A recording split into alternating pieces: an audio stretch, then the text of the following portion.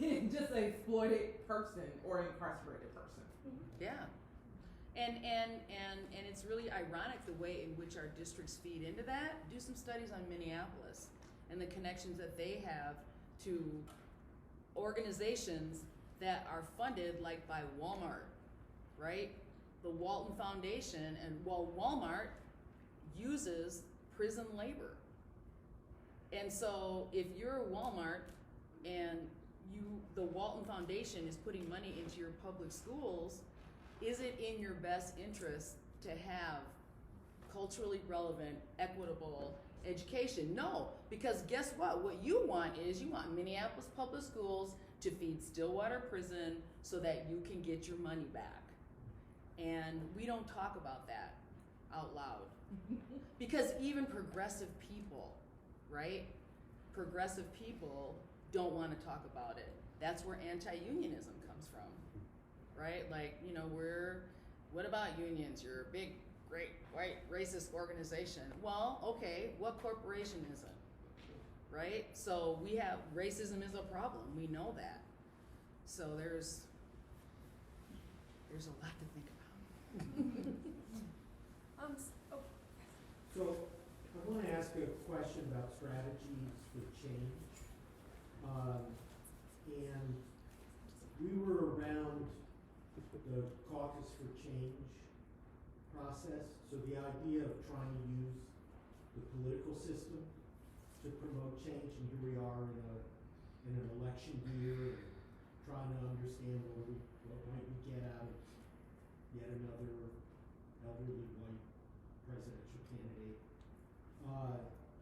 Would you say a little bit about what Caucus for Change was and what the strategy behind that was and what you think the results have been?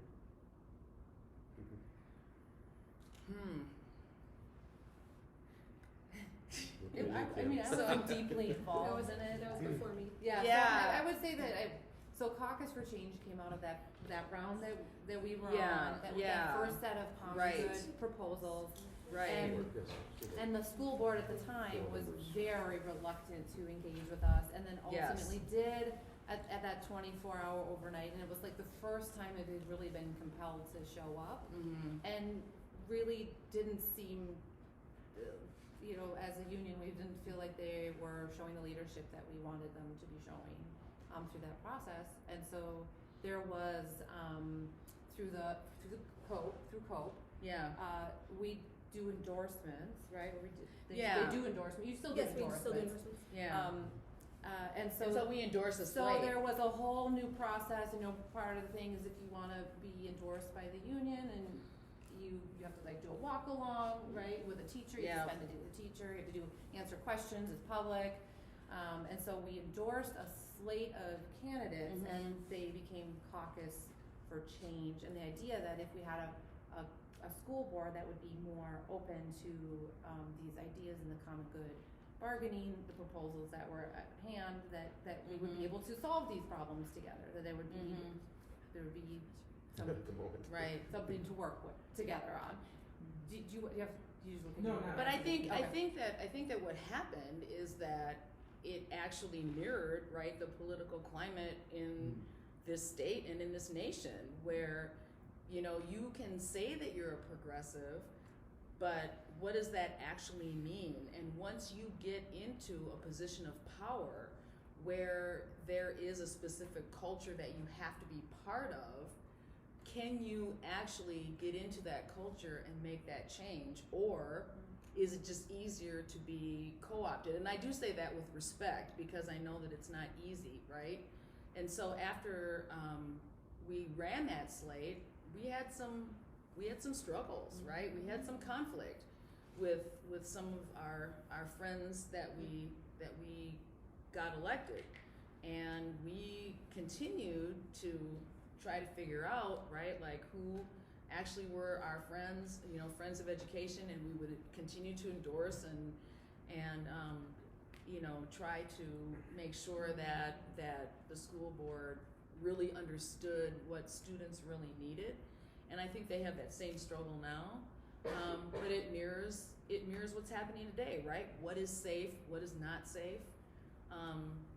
I think that we really fear what is actually a true progressive or socially democratic, however you want to say it, agenda, which is kind of what I think St. Paul Federation and the Bargaining for the Common Good is pushing, right? But you know, in our country, we don't even want to elect a woman president.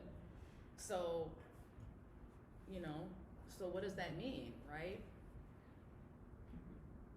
To build off of that, as someone who's a second year graduate student, also kind of seeing this rise in the labor movement over the past few years, what can that also offer to students? Which I think the student movement, which inspires a great array of changes that tackle the issues of racial injustice, climate injustice, is somewhat growing, but at the core of like the 1950s and 60s, it was a major peak in really addressing our racist and capitalist machine, and it's not there so much, but we see the bubbling, right?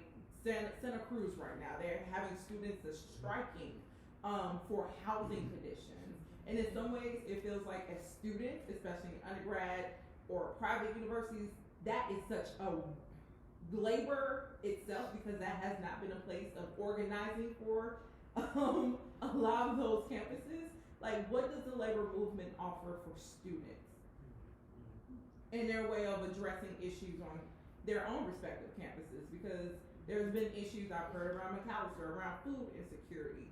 At the U, it's around the immense amount of housing development that is unaffordable to students, right there. So even thinking of the ways that labor and student organizing can intersect to address some of these larger issues. Well, I think it goes back to that theory of power, right? Like, organizing is the ultimate theory of power, because you have this collective power where everybody has a stake in the issue and a job. And so taking from the labor movement, you know, the idea of how do you effectively organize yourselves and to make positive change, or to make the change that you want. And I don't know if there are any other organizations that are quite like labor, right? To provide the example. I mean, even student athletes wanting to form a union. Because these colleges make so much money off of them. And I think right now we're at a point in unionism and labor that we're facing an uncertain future and redefining who we are and what labor means, and work for a labor union. And when I was hired on as a teacher, they said, you might not have a job next year because there's this big, Supreme Court case coming. And so it was just like a very uncertain. And I think the future of unionism and the future of organizing is organizing. Okay, so it is organizing. It's not relying on just the concrete working conditions. Those things are also important. It's important that we work for safety at work. It's important that we work for good wages and benefits. But that's not going to sustain us and inspire us and draw in the next generation.